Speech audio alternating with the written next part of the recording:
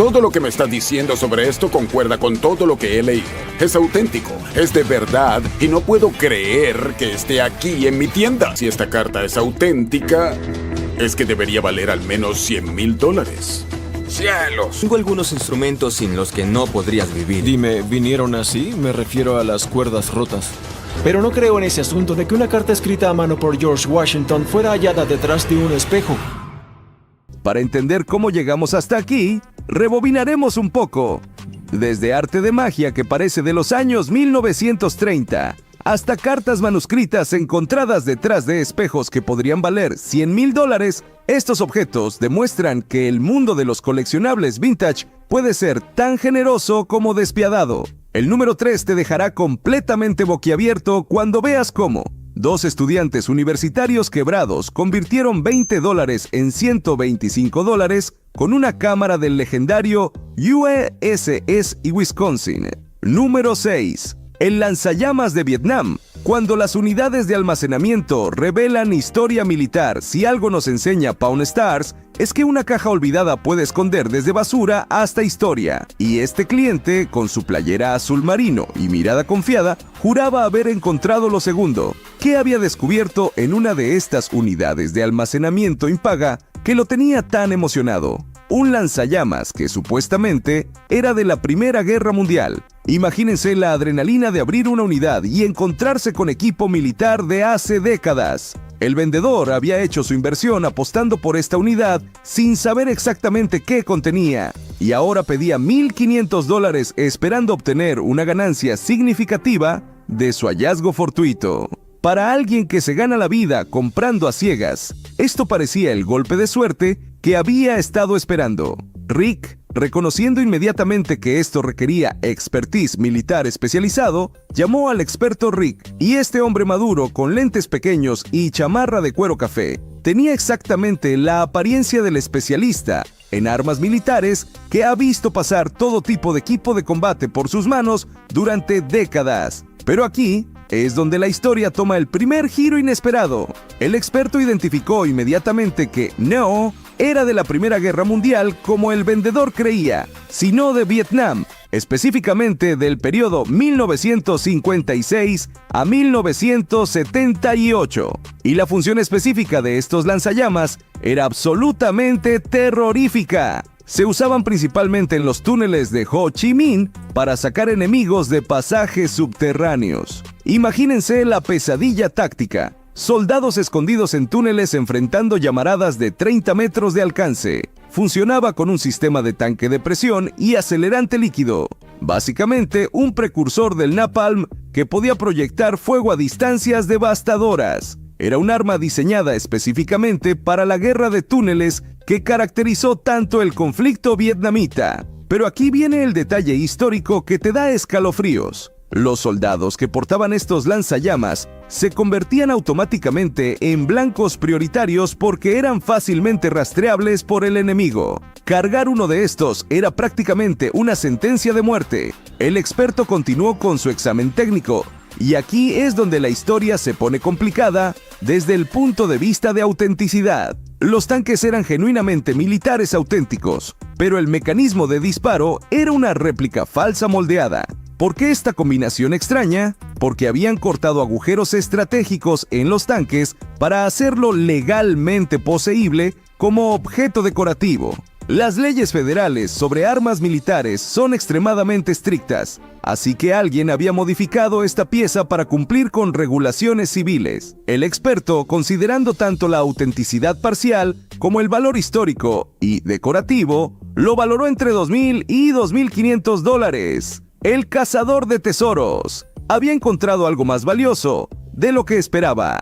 Después de una negociación donde Rick consideró tanto el valor histórico como las realidades del mercado para equipo militar modificado, finalmente lo compró por $1,000. El cazador de tesoros se fue satisfecho, transformando su apuesta de almacenamiento en una ganancia real. Número 5. El póster firmado de Harry Blackstone. Cuando el arte mágico resulta ser ilusión comercial. En esta tienda, lo he dicho 1000 veces, una firma puede valer una fortuna, o no valer ni el papel donde está escrita. Y esa fue la lección cuando entró una clienta de cabello rosa, convencida de tener arte firmado digno de museo, que había encontrado en una venta de garaje que la tenía tan emocionada, un póster supuestamente firmado del famoso mago Harry Blackstone, y había hecho su investigación previa. Pensaba que valía $2,000 por ser arte firmado por una leyenda de la magia. El póster mostraba el arte típico de los magos de las décadas de 1930 a 1940, con diablos y referencias a las artes oscuras que eran el estilo dramático característico de los espectáculos de magia de esa época dorada. Cory, con su conocimiento de la historia de la magia, explicó que Harry Blackstone y su hermano Pete no solo eran performers, eran innovadores que inventaron numerosos trucos mágicos que se convirtieron en estándares de la industria. Construían todo su equipo en completo secreto para mantener ocultos los métodos de sus ilusiones. Era una época cuando los magos eran como inventores científicos, desarrollando tecnología teatral que desafiaba la comprensión del público. Pero aquí es donde Cory, con su experiencia en memorabilia de entretenimiento, comenzó a notar detalles que no cuadraban con las expectativas de la vendedora. Había visto la misma imagen base usada para diferentes magos en distintas ciudades. ¿Por qué? Porque era práctica común en la industria del entretenimiento usar imágenes stock, cambiando únicamente el nombre del mago por razones de economía. Los magios itinerantes no podían permitirse arte original personalizado para cada ciudad, así que usaban plantillas básicas que se adaptaban localmente. Era marketing práctico de la era predigital. La evaluación técnica devastadora, Cory determinó que era una impresión moderna en papel, no del periodo original de los años 30 a 40. Y aquí viene el golpe final. La firma estaba impresa industrialmente, no era un autógrafo real escrito a mano. Era básicamente un póster comercial moderno creado para verse vintage, no una pieza auténtica de la época dorada de la magia americana. La evaluación que destruyó completamente las esperanzas de $2,000 de la vendedora, Cory evaluó que valía solo $5 como póster comercial moderno sin ningún valor histórico real. La mujer del cabello rosa se fue con su póster y con una lección costosa sobre la diferencia entre apariencia vintage y autenticidad histórica real. Número 4. La cabeza de Ronald McDonald. Cuando la nostalgia de la infancia vale oro real. Si algo nos enseña Pawn Stars es que la nostalgia vende, y a veces se paga más caro que el oro. Esta mujer llegó con objetos vintage de ventas de garaje que guardó por años como si fueran acciones de Wall Street, que había encontrado en una venta de garaje que la tenía tan esperanzada. Una cabeza auténtica de Ronald McDonald fabricada en 1977, específicamente para inflar globos con helio.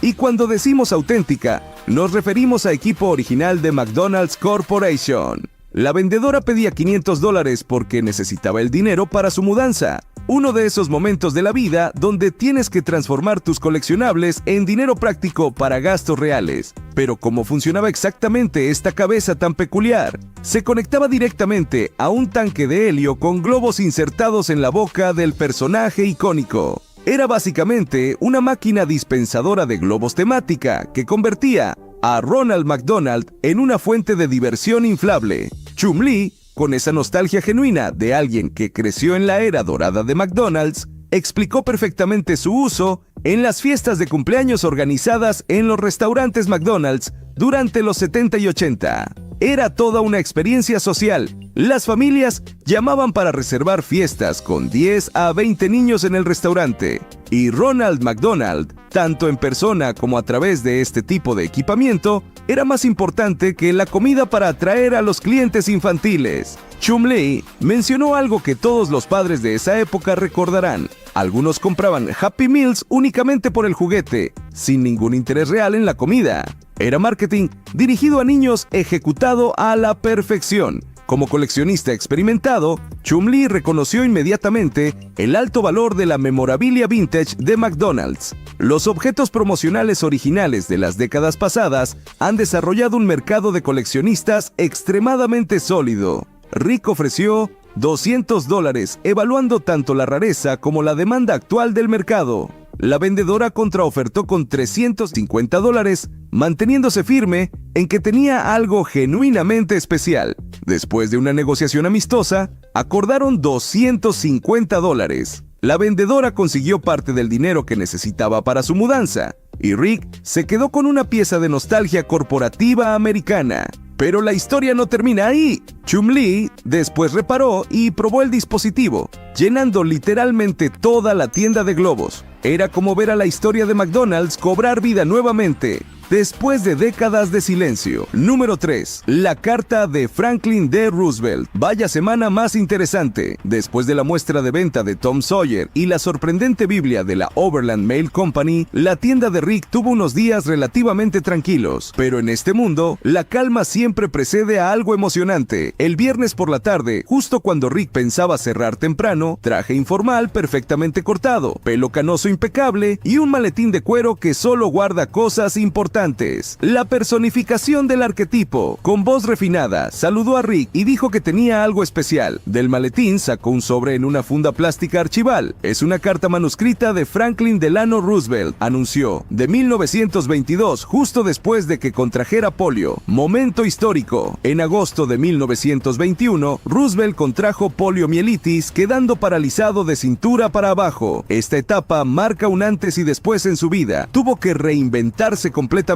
Documentos de esa época tienen un peso tremendo porque reflejan a un hombre en la encrucijada antes de convertirse en el único presidente de EEE-UAU, elegido 4 veces y arquitecto del New Deal. Historia pura. Rick pidió examinar la carta. La caligrafía era clara y firme. La polio no afectó su destreza manual y estaba ahí esa firma tan característica. Franklin D. Roosevelt. Rick preguntó por la procedencia. El vendedor explicó que su abuelo había trabajado en una compañía de seguros en Nueva York y mantuvo correspondencia con Roosevelt cuando era vicepresidente de la Fidelity and Deposit Company. Dato poco conocido, Roosevelt realmente trabajó en seguros. Después de ser subsecretario de Marina y antes de gobernador, estuvo en el sector privado. La historia sonaba totalmente plausible. Rick llamó a Rebecca. Lo que muchos no saben es que autenticar documentos presidenciales es un campo muy especializado. Existen catálogos completos que documentan cómo evolucionó la firma de cada presidente. Fascinante. Mientras esperaban, Rick revisó el contenido. Trataba sobre asuntos de seguros. Nada histórico, ni menciones a su enfermedad o política. Solo negocios. ¿Saben qué? Esto es común. Las figuras históricas también llevaban vidas rutinarias. Eso es parte de lo que hace la historia tan humana. Rebecca llegó con una carpeta llena de ejemplos de firmas. Es el procedimiento estándar. Comparación con muestras conocidas, especialmente del mismo periodo. Tras revisar la caligrafía, papel, tinta, marcas de agua y otros elementos, Rebecca dio su veredicto. Auténtica. La firma coincidía, el papel era de época y la dirección correspondía al lugar donde trabajaba Roosevelt. Pero luego vino el temido: el problema es el contenido. En documentos históricos, el contenido importa tanto o más que la firma. Una carta donde Roosevelt hable de su enfermedad o ideas políticas puede valer $15,000 a $20,000. Esta, sobre seguros, fue tasada en unos $1,500. Rick ofreció $800, un precio justo dada su limitada relevancia para coleccionistas. Y aquí viene mi parte favorita. El vendedor decidió conservarla. Creo que la conservaré, tiene valor sentimental para mi familia, y si solo vale $800, prefiero quedármela como recuerdo de mi abuelo. ¡Qué momento hermoso! Esa decisión muestra que el valor de los objetos históricos va más allá del dinero. Para este hombre, la conexión con su abuelo y un momento clave de la historia americana valía más que cualquier oferta. Como dijo Rick después, algunos tesoros no están a la venta. Una verdad profunda en tan pocas palabras. Número 2. La muestra de venta de Tom Sawyer. Sonó la campanilla de la puerta, y déjenme decirles, esa simple campanilla marcó el inicio de uno de esos momentos mágicos que los que amamos los libros antiguos soñamos presenciar. Era un martes común. La tienda estaba más vacía que mi refrigerador a fin de mes, y Rick andaba jugueteando con sus monedas viejas. Su otra pasión, aunque entre tú y yo, menos interesante que los libros. De repente, ¡zas! Entró este tipo con toda la pinta de profesor universitario, intentando parecer normal. Camisa casual, jeans que no combinan del todo y esa mirada,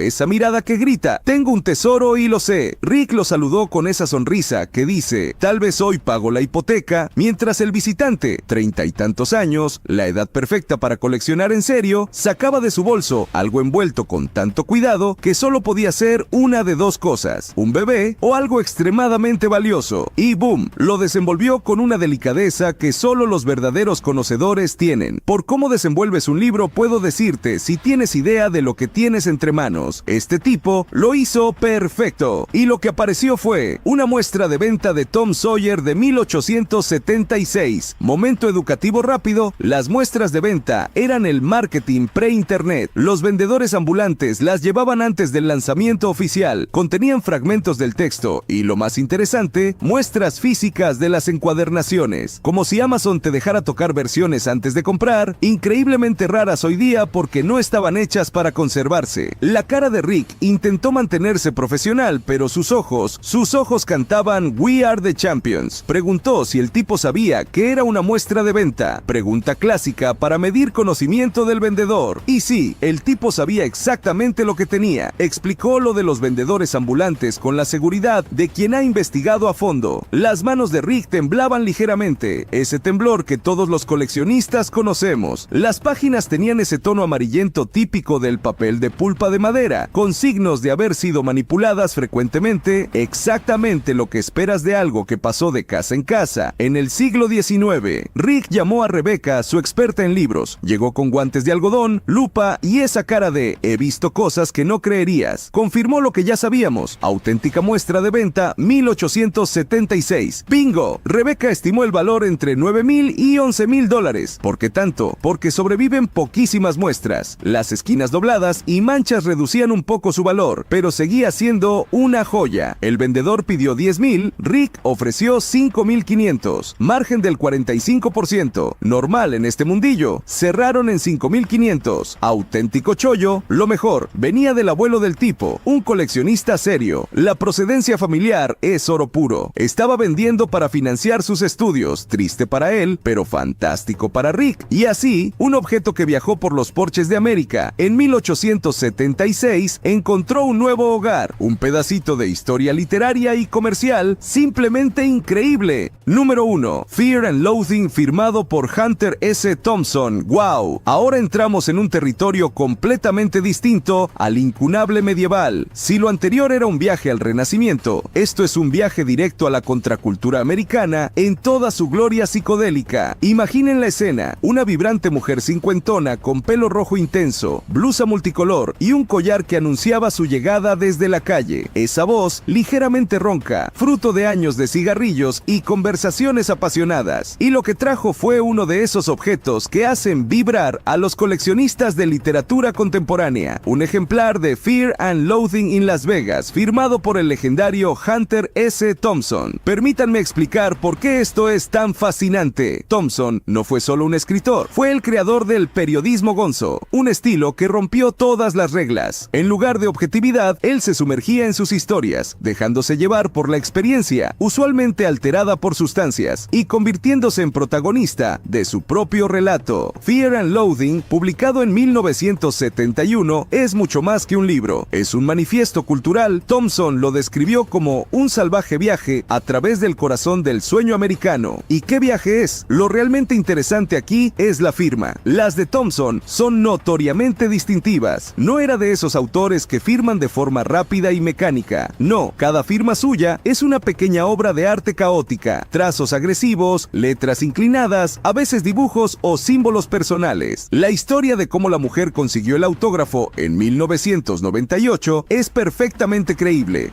El periodismo no es una perspectiva, es una condena. Disfrútala, querida. Suena exactamente como él. Thompson era conocido por declaraciones brillantes, mordaces y cargadas de cinismo. Rick examinó la firma con lupa. Hay algo fascinante en las firmas de Thompson. Aunque parecen caóticas, siguen patrones. El trazo, la presión, cómo conectan las letras, todo forma parte de una huella única. Rebecca confirmó lo que ya sospechaba. sospechábamos, una firma auténtica, pero con un detalle técnico importante. El libro no era una primera edición, sino una de 1995. Eso afecta significativamente el valor. Una primera edición, Random House, 1971, firmada puede valer $2,000 a $3,000. Las ediciones posteriores firmadas, como esta, se ubican entre 400 y 500. ¿Por qué tanta diferencia? Porque en el coleccionismo moderno, la primera edición lo es todo. Representa la obra en su forma original, antes de correcciones con tiradas más limitadas. Esa distinción define jerarquías de valor. Lo más conmovedor fue el propósito de la venta, un taller de escritura para jóvenes en riesgo. Hay una simetría poética en que un libro de Thompson, ese cronista de la alienación y la búsqueda de sentido en una América confusa, ahora ayude a jóvenes a encontrar su voz. Rick ofreció $350, un precio perfectamente razonable. Representa un 70 a 75% del valor minorista, un margen estándar. La mujer aceptó de inmediato, priorizando el propósito por encima del apego sentimental, una decisión que Thompson probablemente aplaudiría. Su comentario final fue brillante. Detrás de toda esa locura y excesos, había un hombre que creía en el poder de las palabras. Exactamente. Bajo la superficie de caos, drogas y provocación, Thompson era un moralista feroz, un observador agudo de la hipocresía americana y un defensor apasionado de la autenticidad. Un objeto, una firma, una historia y otra poderosa conexión con el alma de una época. Y si quedaron cautivados por estos tesoros literarios, no pueden perderse nuestro próximo video, las 5 reliquias musicales más valiosas que han aparecido en Pawn Stars. Descubrirán cómo Rick verificó la autenticidad de una guitarra firmada por los Beatles que valía más que un Ferrari, el día que el viejo casi se desmaya cuando un cliente trajo el contrato original de Elvis Presley con Sun Records.